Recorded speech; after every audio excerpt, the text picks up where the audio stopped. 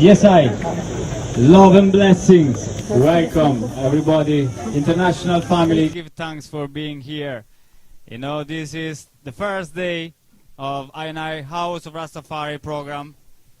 Please, Ras Flako, take a seat. Rasaibi. Yes, this is Nyabinghi Isis, what Rastafari called Nyabinghi Isis. For maybe those amongst I that are not familiar, this is I sacred chanted. Is Rastafari sacred ceremonial chanting is I way to pray, to uplift our spirits, and to diffuse negativity and to extend, you know, a positive energy, a uplifting energy, a creative energy to all creations, you know. Rastafari believe that when you chant, it's like you are praying twice. And when you beat the drum, it's like that energy goes down the drum and, you know, goes around the whole creation. So it is really a way for I to communicate. It is a healing way. It has a healing power that we can feel while we sing, while we beat the drum, or while we listen and maybe close your eyes, or maybe we pray with our whole body. So give thanks for sharing this moment with I. And I'm just about to introduce the starting of this program 2018, House of Rastafari. Let me first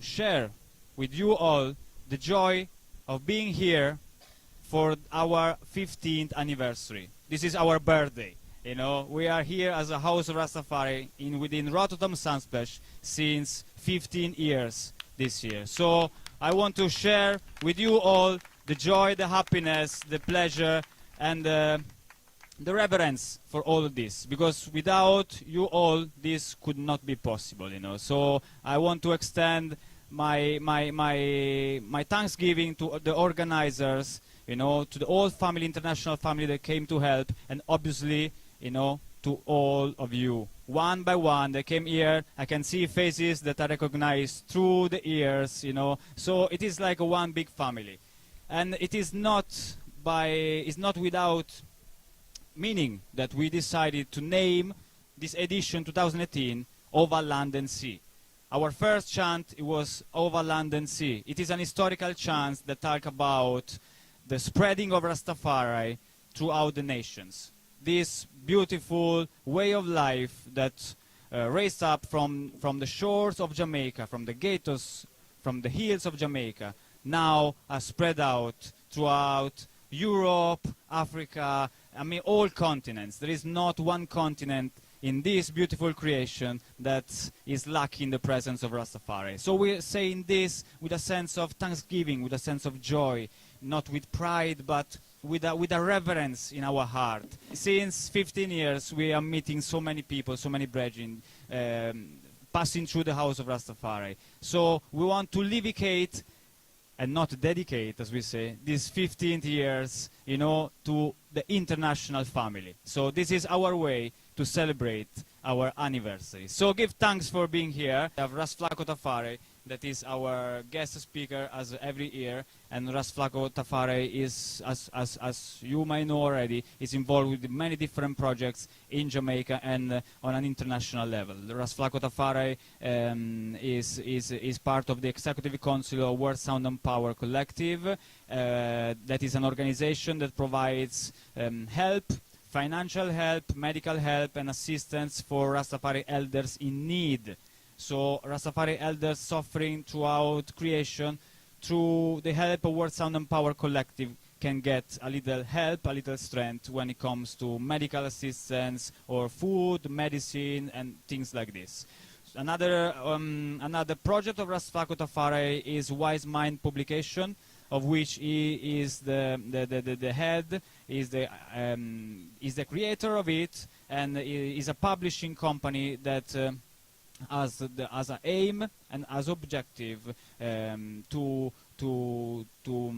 share the testimonies of Rastafari elders throughout generations. So Flako Tafari, to put it in few words, goes around the place and meet prominent elders and get testimonies from them, and then put them in an e-book that you can purchase on wisemindpublication.com, and the money from the e-book go obviously to the elders in need. So Flako Tafari is also representing here the Nyabingi Theocracy Order, the international Nyabingi family, and is here today talking to us about, yes, the internationalization of Rastafari movement. I have here with me Ras Ibi, residing in Ethiopia since many years, after being living also in Jamaica for another good quantity of years, and part of the Nyabingi Rastafari family, and is involved in so many projects, and he will be here talking to I in the next days about healing arts, healing techniques, and healing properties of food, plants, and life, the healing capacities of life, of our way of life. So give thanks. I don't want to take no more time from this panel of today. Thanks once again for being here. I am Ras Giulio, by the way, and I'm here, you know, with all the family in Thanksgiving. Bless you all. Ras Flako.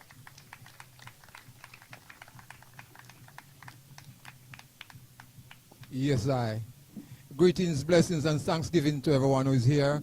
This is a time of sharing of Rastafari liberty. This is a time of reality of that time until this time. We are reasoning on Rastafari from the ancient time until this time. In the liberty of Rastafari, we have many what you call patriarchs and foundation of the faith. We could go as far as the 1920s when we have ones like Bedward. We'll have Arthur Rogers. We'll have Fitzgerald Ballantyne, Royal Parchment Scroll. Then for those who are more familiar, we'll have Leonard Howell, Robert Hines, Joseph Nathaniel Hibbert, those ones that we really know, we are really familiar with. But the fact is that Leonard Howell and Archibald Dunkley, Robert Hines, were one in their concept and their conscience of Rastafari liberty. They had no discrepancies, although they stand on different platforms, right? They were advocates of the Black to Africa program. They saw redemption as repatriation. For Rastafari, it's twofold: reparations and repatriation. You have to reparate us first, then repatriate. But there is no Rastafari who will not speak of both in the same light and context, right?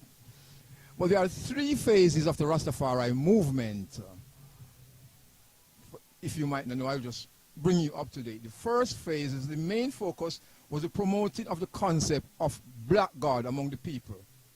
The image of God that was first presented was a bearded white father in the sky. Or would say a white Jesus, right? A man with a cross. Pictures of black Christ circulated in streets, and very soon the black consciousness of us amongst one started to increase. The idea of a black God has been a part of Garvey movement. Garvey already explained, you have to see God in your own spectacles, so we could know that. But to Rastafari, God was more than that. God was not only black, was a physical being. So that when the early fathers rise, that was their first concept. Because Rastafari is just resistance of what they came to see. The phase two, the first phase was in 1930 to 1940. The second phase, 1940, this was the phase of the second generation who entered the movement in 1940s. They revolt against the trend practice. When they came at 1940s, it was like a Pocomania, Mayal traditions, right? So the younger generation said, no, that's not us. That is your thing, right? They instituted a practice of being the hallmark of the movement. They brought about the dreadlock consciousness that we have now. Dreadlocks, not the Congo, not the Bongo. That was the youthfulness amongst Rastafari. They were not in tune with the Mayal, the Kumina, the Pocomania that they came and see. Wherein that is African tradition, that is African redemption. But that's how the Rastafari developed until now. The third phase that we are now in is the reggae movement, the practice of Rastafari wearing dreadlocks. The sharing of the Rastafari, what you would call a livity, a way of life. Because in the early stage, you didn't have that. It was a revolutionary contest of the image of God, who God was. Then you have the ritual side of it, the drums. But out of that drum came the Nyabingi. So the philosophy, that is the stage that we are in, we are looking on 1980s until now. The reggae consciousness, the reggae culture, the dreadlocks Nyabingi, the warrior, herb smoking Rastafari, the Ital Rastafari. That is our experience now. So we are looking in that stage. But most would claim, most Rastafari today does not belong to a house or a mansion. There is Rastafari. When I ask you, hey, where you belong to? Some will say Nyabingi, some will say Bobo Shanti, others will say, I'm just Rasta. For them, they see the divinity of His Majesty. It's not all of which that stage, but for most Rastafari, Haile Selassie is God in flesh, the divine being. See? So we are looking on the three phases until now. But let's look on Pinnacle now. Most people hear about Pinnacle, don't know what Pinnacle is like, right? So 1940, 17th of November 1932, Leonard Howell returned to Jamaica over 20 years. Leonard Howell was harassed and driven by colonial authorities. May 1940, on behalf of the Ethiopian Salvation Society, he bought the Pinnacle Estate at Sligoville. Pinnacle is located above Spanish Town. It was the first free slave after emancipation, so Pinnacle is a totally free village, right? But at Pinnacle, you have the African retention. You have the East Indians who brought in ganja, Cali, because it was not the Africans who brought in ganja to Jamaica, it was the East Indians. That time, for those who are within my age group who know what Cali weed, you didn't have the skunk and the sativa and the indica. It was just, hey, give me a jar of Cali. Basically that was that. So, but you have, at Pinnacle, you have Congo-derived drummings mixed with African drumming. You have the Indian retentions also. But Pinnacle was not really a fertile land. It was really rocks and things. But the economy of Pinnacle was ganja. Man will plant ganja at Pinnacle and sell it wholesale. You see from when ganja is there until now you have medical marijuana. It's not now, You're talking about from 1940s. When ganja was the economy of Rastaman. Saying that was the economy of Pinnacle.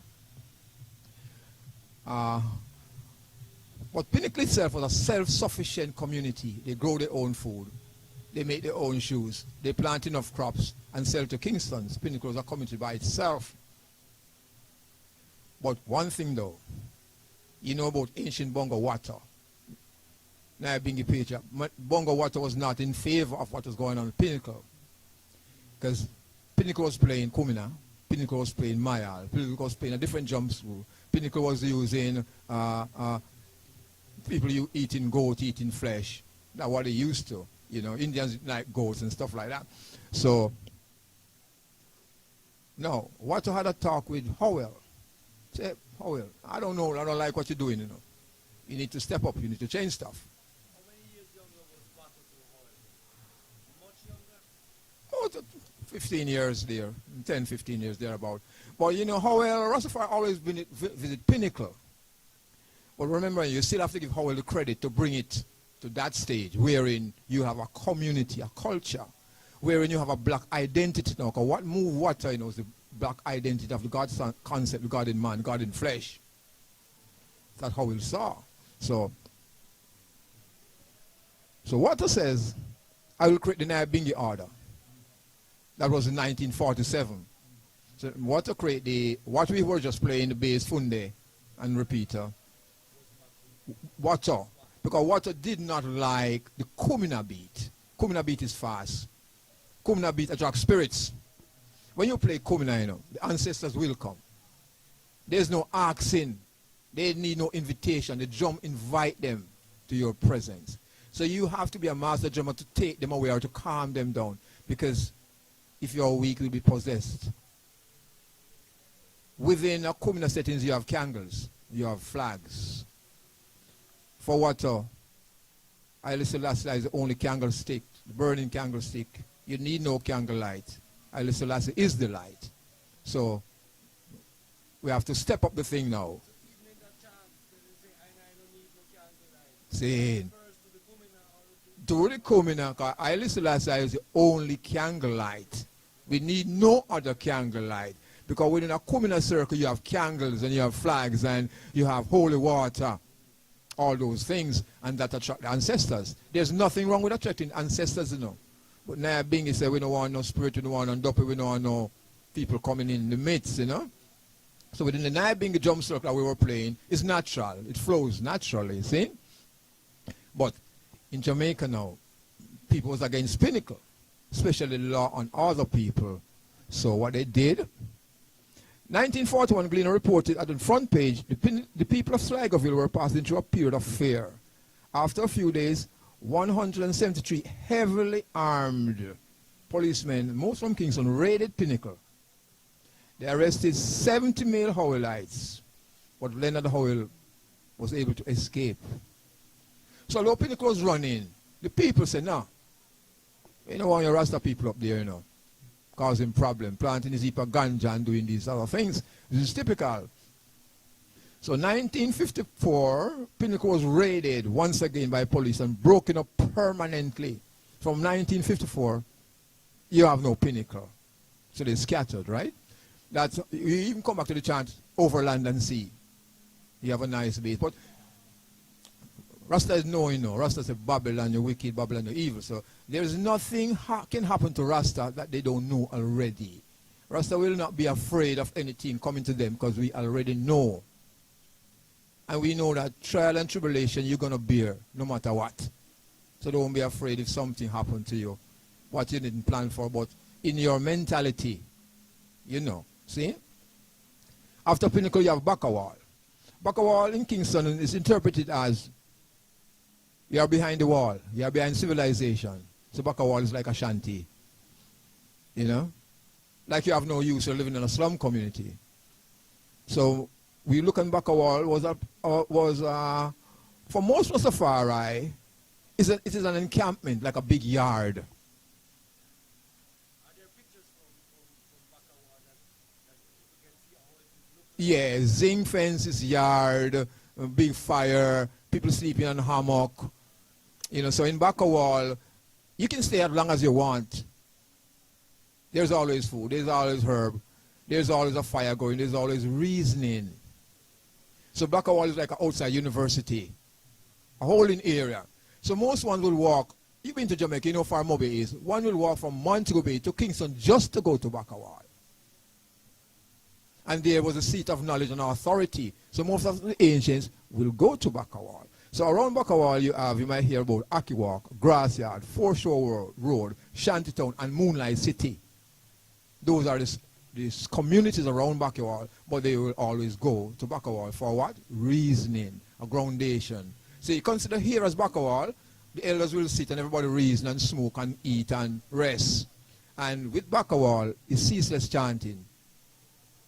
There's always ones around the harp chanting, see? But Bakawal was called Egypt, another name for Bakawal. It was a means of sojourning. You come to Bakawal, you sojourn. You're coming from Montego Bay, you go to Bakawal, you sojourn for 2 weeks, you go back to Montego Bay. So it's a holding area for strengthening of the ones then. Just like here, we come to Rotterdam for strength, for family relationship, you know, for tranquility, for peace of mind.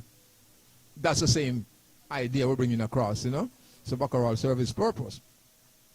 But then again, police not like Rasta, you know. So police come again for Bakawal, see? So 12 of July 1966, precisely 9 a.m., a regiment of 250 police and over assembled from Denham Town, raided Bakawal. So they came with bayonets, guns, buttons. They came with bulldozers. Imagine. So they've just waited until His Majesty gone again? Yeah. Bulldoze Bakawal. And what they built up, Tivoli Gardens. So everything is political. Yeah. Bulldoze Bakawal. Because Mama Fire will remind me that when she was a child, a baby, she heard these bulldozers running, big engines coming, and her parents could just grab her out of the bed. And by the time she looked, the shanty is flat, gone. Everything scraped up like a pile of dirt or rubbish. See? So in 3 days, 3 camps were destroyed. Hundreds of people were left abandoned with only rags on their back. You're homeless, no clothes, no money. You only had what you had on at the time. See? So Rastafari screamed that, hey, send us back to Ethiopia now. You don't want us in Jamaica. We are Jamaican citizens. Anywhere we go, you mash up Pinnacle, now you mash up Bakawal. Well, Ethiopia we want to go. There's nothing wrong with that. But up to now, we're still in Jamaica. They don't want to send us. You know, it's like a migration thing. So, you know, Operation Bulldoze and Burn, that's what it was called, you know, was executed with ruthless efficiency, including the malicious, the meticulous advanced plans. Anyone who witnessed the devastation of the settlement, it was an outcry within the community, within the media, because the media will make a spectacle of anything that goes around Rasta. Guys, see. So we look on early days, we look on Pinnacle, we look on Bakawal. When we look on now, Rastafari today, the Nyabingi order, because that we're looking at things in stages as we can. You know, the Nyabingi theocracy, priesthood, and levity. So Nyabingi is a theocracy order. See? The Nyabingi order is the oldest Rastafari orders, the oldest mansion within Rastafari. The name of Nyabingi is come from Queen Nyabingi. We know that. But for the Nyabingi, Haile Selassie is divine. That's the difference between Nyabingi and other mansions. Although they might see the same, but Nyabingi is specific. Divinity of His Majesty. See? 1943, the name Rastafari becomes synonymous with wearing of a beard. Early days, you'll have what you call Comsom, bearded man. Most pictures you can look to. Even His Majesty visit Jamaica, you had Countess didn't have a beard. Alvaranga didn't have a beard. Douglas Mark didn't have a beard. Old Marja Plana was dreadlocks. Yeah, I seen. So it was a Comsom time. But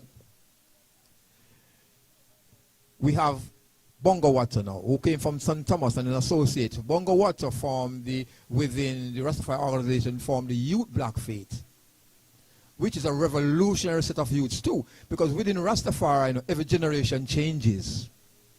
Every generation view Rastafari different. Every generation have their own outlook. So the Youth Black Faith, look on the Kumina, look on the Maya, look on everything and say, no. We as youths will change things along with water. So they became the Bonages, anti-revivalists. See? For the Youth Black Faith, Christ is a candlestick. Look on the structure for Nyabingi Tabernacle. The center post is Haile Selassie, Christ in the second advent. Only one, only in the center. So the Nyabingi is around His Majesty, around the throne room, royal throne room, so His Majesty Center. So the Youth Black Faith make a clear definition who they are and who they want to be and their way of life. There was a problem now with the division of the house of dreadlocks, which is Youth Black Faith, or the house of Bonages, and the house of Comsom, the ones who comb. So, and then there's a matter of food culture now. Some are eating fish, some are eating flesh. Nyabingi say we ital. Youth Black Faith say no. Ital thing we doing now. Take off the flesh, take off the meat, take off that. So the Youth Black Faith increased. The Youth Black Faith created what you call an administration. They remember saying in a communal structure, you know, you have what you'll call a chaplain, man who minister. Youth Black Faith come with administration, we'll call a tableman. They came with administration. Ganja was the heart of Youth Black Faith. See? So ganja and dreadlocks became the hallmark of that tradition that we have today still, right?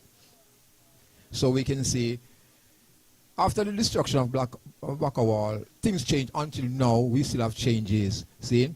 So Rastafari had to scramble to find alternative ways of survival, even now. Even now we can see how society have accepted Rastafari ways of life. Rastafari lifestyle, from ital to vegetarian, vegan, from ganja to medical marijuana. So for Rastafari, his words taken unto himself flesh, but how much of those words that we speak, we put money to? How much of those words that we speak take on flesh that benefit others and not ourselves? That's the dilemma with Rastafari, you know. We know that the food is poison. We say, plant your own food. Eat of your own vineyard. Don't eat those foods. We say water is chlorinated. Drink water from the spring. But the multinational corporations make it into business. We still have to buy from them. So you see, that's it. But we're looking at what the Nyabingi now of a special a structure on its own. For the Nyabingi, the high points is the divinity of His Majesty. The full balance of Haile Selassie and Empress Menen. So there are high points of the Nyabingi that we stand clearly on. For everyone who say Nyabingi, I think that's a standard that we all accept. The Nyabingi, some people might not like it. Nyabingi chant death to black and white down pressers.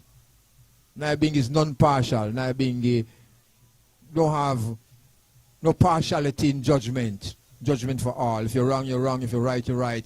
No matter what color code, no matter where you come from, you're wrong. if you're right. So Nyabingi man will say things to you might take an offense, but you speak with a clear conscience. And each one who say Nyabingi should do the same. For Nyabingi, ganja is a sacrament. We just explain to you how Rastafari have gone to different stages. The Rastafari have a timeline. Rastafari have their ways of doing things now. For Rastafari, for Nyabingi, so religion of Nyabingi is ital. One at a time in the tradition, you have one you call birdites. Him just eat what the bird eat. Or you'd say, him is ital, him is above ital. So him just eat what the sun ripe. Him not eat cooked food. Him no wear, you'll have a brethren them who no wear clothes. Him stay in the hills naked. You know, him become nature itself. See? So man and man going through those stages also to become this stage. So Nyabingi man normally is a dreadlocks man. That's a standard you could know, you know. He take the Nazarite vow. Although in principle, man say Nazarite vow, but him still drink wine. Him still eat pumpkin. So when you look at the Nazarite vow in practicality, him not really obey that. But you can't tell him say him not Nazarite. No matter you try to tell him, say, oh, you drink wine and you eat pumpkin, say, no, man. Man a Nazarite, man have locks, and man a look upon dead body and you know saying. So you hold him upon that, you know. Now being a chance is of spirituality and revolution. All the chants that you hear, if you listen to them exactly, some will raise you to a level and some will calm you down. So within the Nyabingi, everything that we do it for a reason and a purpose. We don't just get up and chant, we don't get up and eat ital, we don't get up and burn Babylon because you have to burn Babylon saying, no, you go get you. But then, when you burn Babylon, you have to replace what Babylon set up for you now. You can't just burn down Babylon and go and like say, it's cool. No. So within the Nyabingi, you have to have a structure, right? So, we'll have, remember again, the Nyabingi of their own harps now from Bongo Wato. So Nyabingi, anywhere you go to Nyabingi, you'll always see the three same harps. You might see more bass. You might see more, what you call, all the harps, you know, are kete. But we call the little one, the repeater, which is the kete drum. But the three harps are a kete. You'll see the bass. So anywhere you go, man chanting Nyabingi, you'll always see the three harps. You might see more than one bass, more than one funde, more than one kete, but they're all the same complement. Because you might have more than one man chanting on the harps. And all of us will chant the same songs. And we don't play in competition. We don't play in rivalry. You know, man is chanting, make him chant. Man is playing lead, make him play. It means the fun, they just keep the rhythm and the bass and the heartbeat. Bass man is always there. So no man across the next man order by playing harp. So it's a discipline within the Nyabingi. But let us look on. Nyabingi is a priestful order same way. Because Nyabingi have his own principle, his own administration. So Nyabingi is run a priestful order. So the first priest of the Nyabingi was Bongo Puro, born 1907. Bongo Puro started up Rastafari in the mid-40s in Trenchtown. But Bongo Puro was the man same way, come through the Kumina tradition, Mayal tradition, same way. See, in 1970, the Nyabingi, first of all, you have the Judah Coptic Assembly of Elders. That was before the Nyabingi. Nyabingi just not came about just like that, you know. Nyabingi, you know, every organization goes through transition and changes. So Nyabingi, you know, you have the Judah Coptic Assembly of Elders, see? But there was a dispute amongst mans and man. So they went to Bob Marley Beach at Bull Bay, and then that's how the Nyabingi order was created. But you see that? So Bongo Puro was the one who says that, who come up with the name Haile Selassie Theocratic Government. Ancient Bongo Puro first priest. See? That was in 1974. Within the Nyabingi, for even every Nyabingi that you keep, or every administration that you keep, you should have, the administration should have meetings. You could normally have a meeting every first and third Sunday for Nyabingi. That's a common practice. So, for the Nyabingi, the ancients are the administrators and the chanters are the church. So Nyabingi is church and state in its own self, right? So let us look on Nyabingi calendar days now. So Naibingi you have 7th of January, Ethiopian Christmas, 1st of May, Battle of Ottawa, 5th of May, Ethiopian Patriot Day, 25th of May, African Liberation Day, 25th of March, Empress Men Earth Day, 21st of April, Haile Selassie visit to Jamaica, 16th of June, Leonard Oil Earth Day, 25th of July, Haile Selassie Earth Day, 1st of August, Emancipation Day, 17th of August, Marcus Garvey Earth Day, 11th of September, Ethiopian New Year. So within Naibingi structure, you have an administration, you have a guidelines, you have the Naibingi guidelines. So within Rastafari administration, you have rules, you have regulations. Rastafari is not a group that have things out of order. Rastafari is an orderly group with calendar dates, how we do things, structured order. So man might see Rastafari going around and say that they are disorganized. It's not so. The more you learn about Rastafari, you know how structured Rastafari is. You know how intelligent Rastafari can go about their business. You know more technical Rastafari can be in administration, right? So those that we can look at, and we could have a little discussion over what we have said and see if we can ask some questions, see if we can learn more. Rastafari. Here. Anyone who's sitting here who have any questions so far, or you want to bring up a subject closer, want us to get closer into something, please. Yes, Aya. Ross George. What we can do internationally to really support Rastafari in the way that we get more development within Jamaica and within Africa, especially Ethiopia, that people who are not of Rastafari believe that we want to do something, to give us support.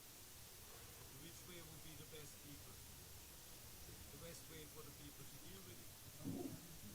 Like people who have not the connection to Rastafari, people like I and I know, but who would be willing and maybe able to do something. We have to create. I'll give thanks. We'll have to do more networking. Okay, these are modern times. Most man Rastafari say and bond the system and mark of the beast and for the computer and for the using a high-tech phone. Now is not the time to stay in your corner. Now is the time to step up the levels of how you interact with people. One of the good ideas, we could create a Rastafari newsletter.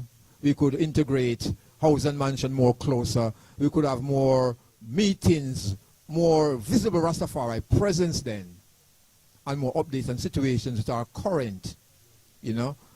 Do more registration of Rastafari houses, do more fundraising, writing more proposals for the needs, identify the needs first. For His Majesty say, do 5-year plan.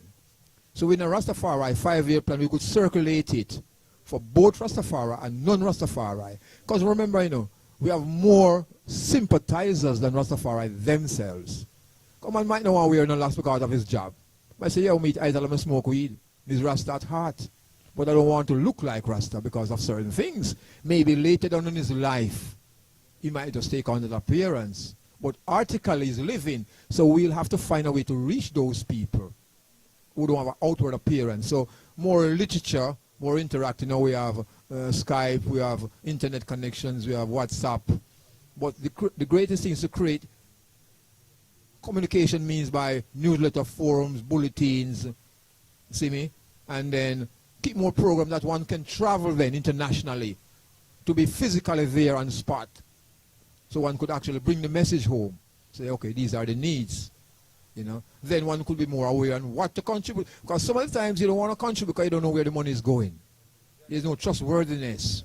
You have no report on how your money is being spent. So now I'm saying, hey, you're not sending no money to Jamaica, I get no report. So you need an administration who will give you up-to-date reports and say, yes, that's how the money is being spent. These are the things that we are doing. And even if you get a chance to come to Jamaica, you can actually see those projects that we plan to do. See? So I give thanks for the question. Yes? Rastafari. Anyone else?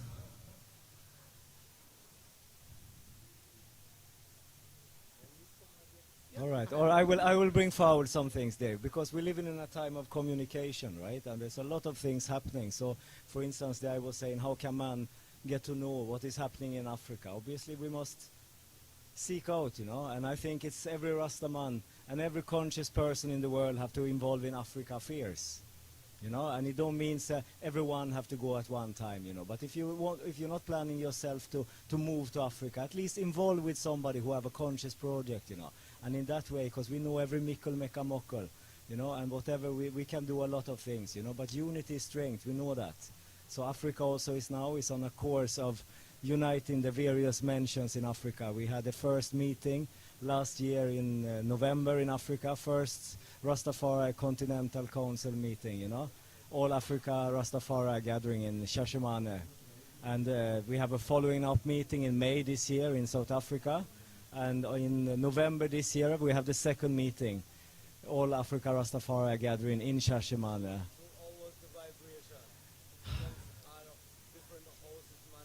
Russ, I can talk from now to Judgment Day about just those days. It was wonderful. It was really wonderful, you know. All houses, everybody we pool resources, you know.